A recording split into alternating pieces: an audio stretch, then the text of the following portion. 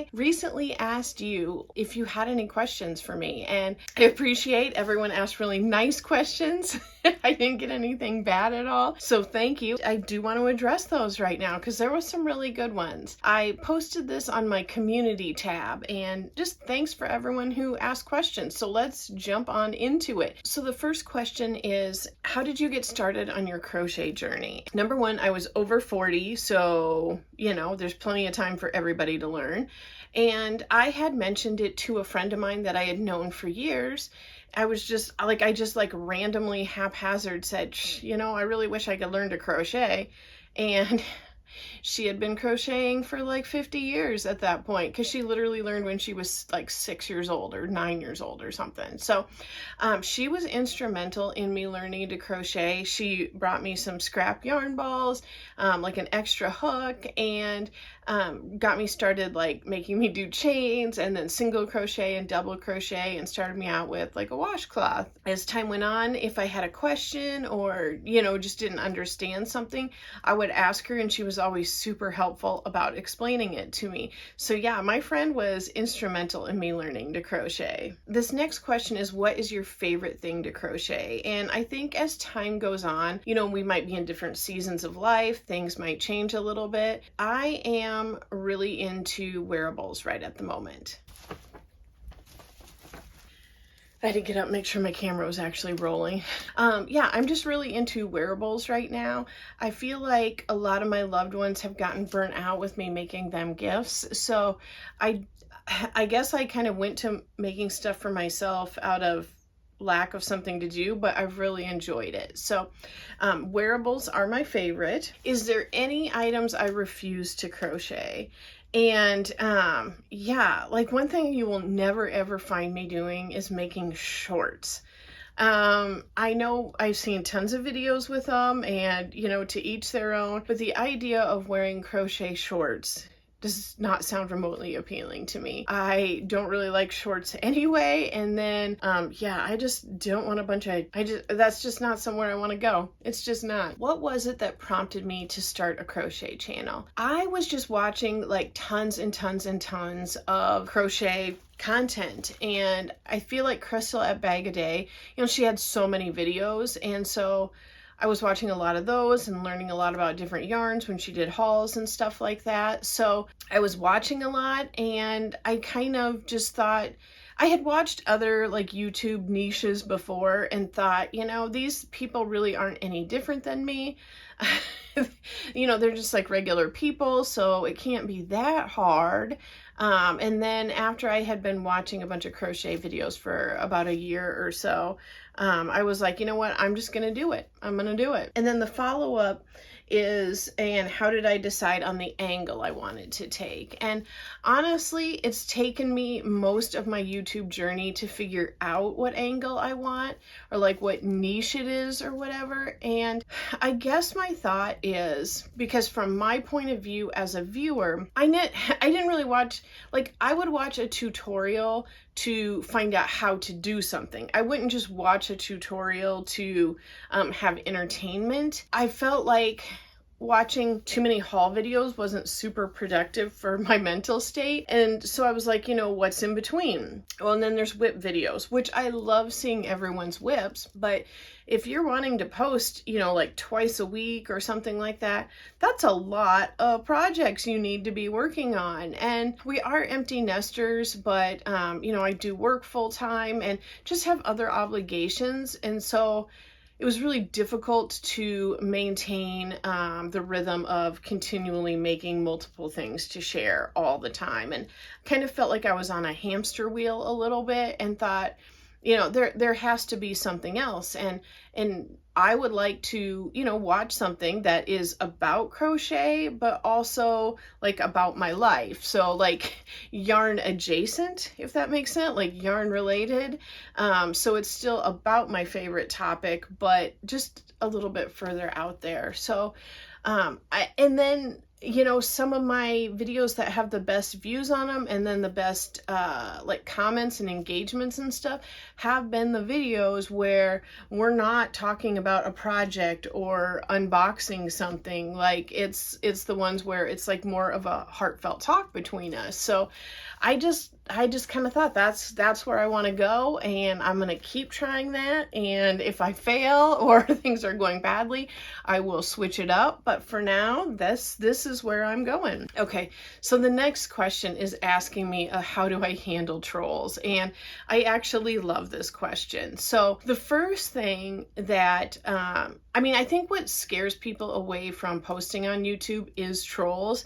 And if they do keep you from posting, they've done their job. You know, sometimes our trolls are real people. Sometimes they're like chat bot type of things. There's a lot of different stuff that's out there. But if it is a person that is being malicious, you need to keep in mind that they are hurting. And if someone is taking the time out of their day to watch your video and to nitpick you and to think something really mean and then type something really mean, like clearly they are going through something, and this interaction has a lot more to do about their mental state than it does anything about you. I was a little worried because I say words wrong all the time. Like literally all the time. I stumble over my words or say the wrong one. I also have a tendency of not paying attention to what my hair looks like. So I've got a few like goofy hair videos. And then for the first like maybe year or year and a half that I was on YouTube, I used to have a very large, I think it's called cherry, and I can never say the right word, angioma.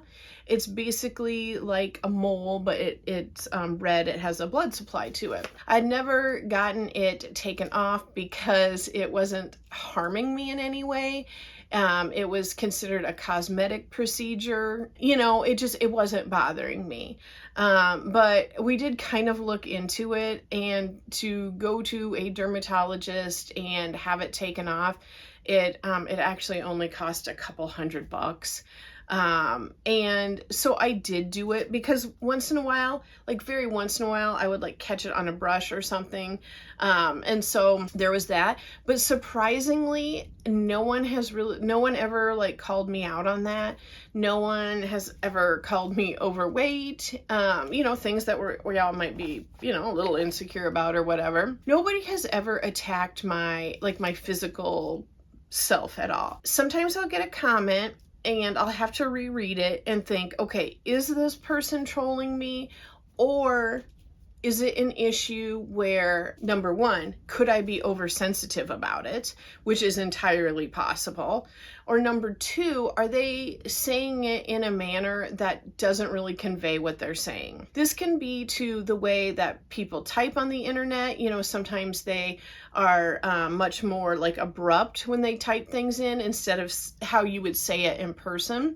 I mean, there's a lot of reasons things can come off maybe not quite as nice as it would seem. So I definitely investigate and really read through it a few times and see if it's something where, you know, are they saying something like a legitimate concern, or, you know, like a legitimate, I don't want to say complaint, but kind of, you know, and it's just not being expressed in a way that maybe is as smooth as it could be. So that does happen. It definitely does. So I want to take that into consideration and really realize, like, is this actually a trolling or not? And I do want to say, like, going back for a minute, learning to film and learning to talk to the camera and learning to edit, it's not easy. It's not. And then once you get into like editing, there's just a lot of techie stuff to learn. And so as you're learning, mistakes will be made for sure. And I have some videos on my channel that literally get no views, and I'm fine with that, by the way. Like, don't go looking for them and watch them just to help me out. Like, I'm fine with that because it was like a several month period where, number one, I was really confused about what was going on with my channel and where I was taking it. I was in a YouTube class and I was following some advice that really wasn't great for my channel. Like, it might have been great for other niches, but it wasn't really great for my channel. And then trying to get the hang of using iMovie and trying to really figure out how to use that software and make it work. So they're not my strongest videos, and I was learning the tech, and like there's music that's too loud or like too harsh and different stuff. And I had a couple people that I care about say, hey, you know, that's a bit much. And you know, I was considering the source. I'm like, these people aren't trying to hurt me. They want me to do well, and they want to watch. So that's something I looked at and was like, ooh, okay, I gotta listen and back this off. Like, it's not a trolling. It's like a for real thing. So, you know, consider who is saying it as well. But if we're talking about actual trolls, I don't get a ton. I've had a few where things have gotten like a little out of hand in the comments, I would say. And like some lady had, I don't know why, but she was very offended that I lived in the Midwest. She had a real problem with that and was saying things like, I can't believe anyone would live in the sticks. She lived on the East Coast and everything was there, and why would anyone live here, and blah blah blah. And first I left it up because I thought it was funny. I was like, oh my gosh, you know, this lady is really making herself sound bad. She sounded very intolerant about other people. I don't know, it was just it seemed kind of funny because it was such a disproportionate amount of hate towards the Midwest. I had left it up for a few hours, and then I had noticed some people were kind of jumping in and defending me a little bit. And I didn't want them to have to fight this lady. And then a lot of other people, that particular video got a lot of views on my channel.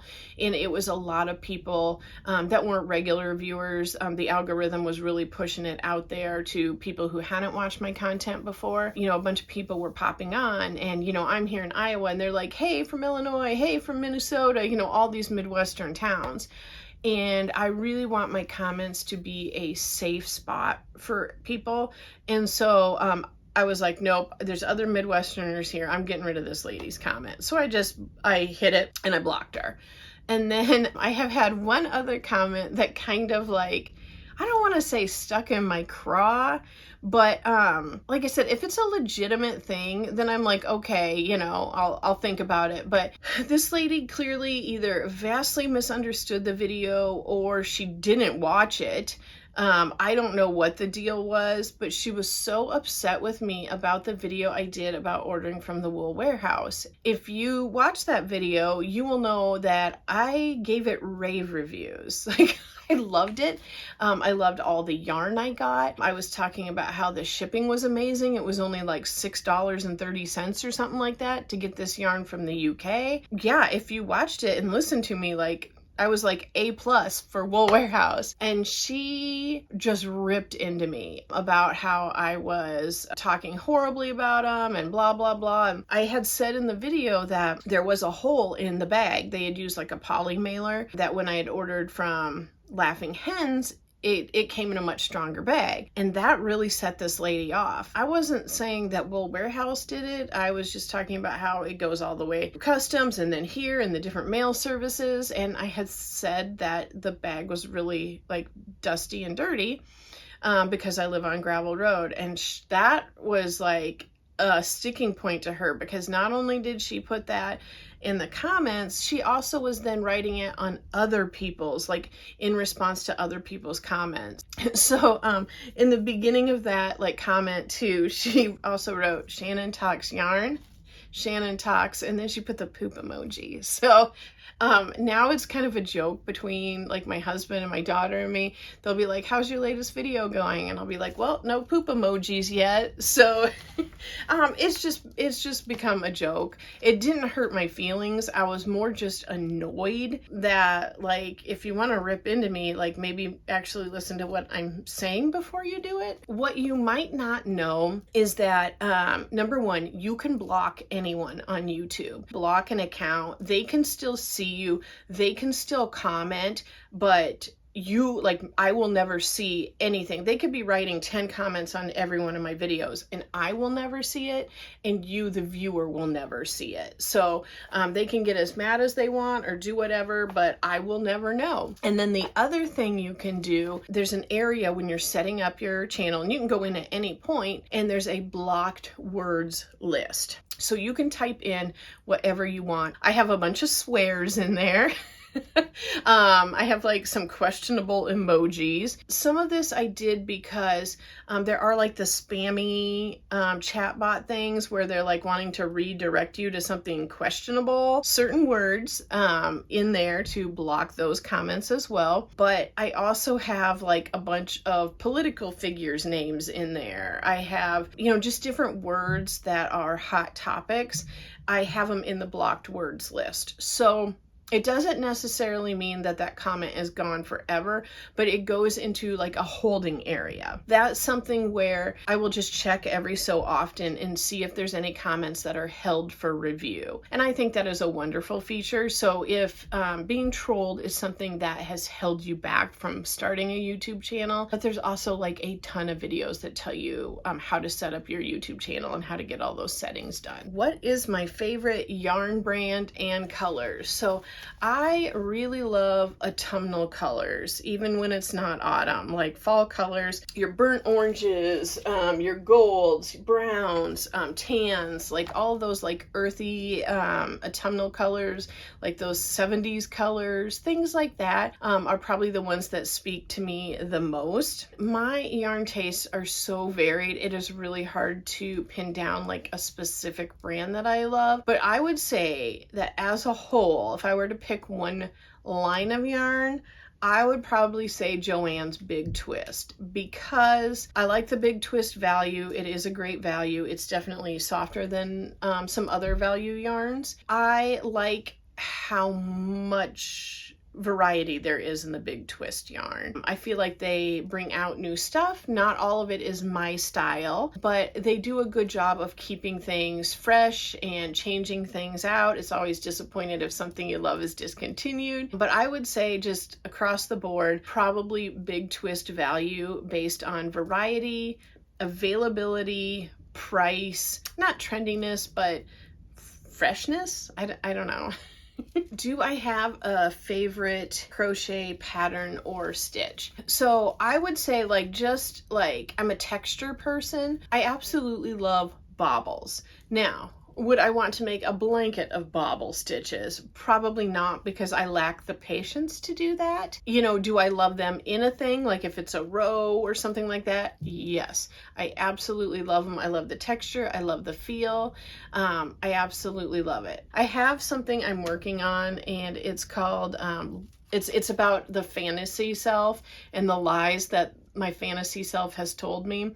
And I actually, at one point, I bought 3 skeins of Pound of Love in like a burnt orange color, because I thought, wouldn't it be amazing to have a throw blanket that was pumpkin colored, made out of baubles that look like little pumpkins? Yes, that would be amazing. But it's been like 5 years and that yarn is still sitting there, and I haven't used it at all, because would that take like me 2 years to make that?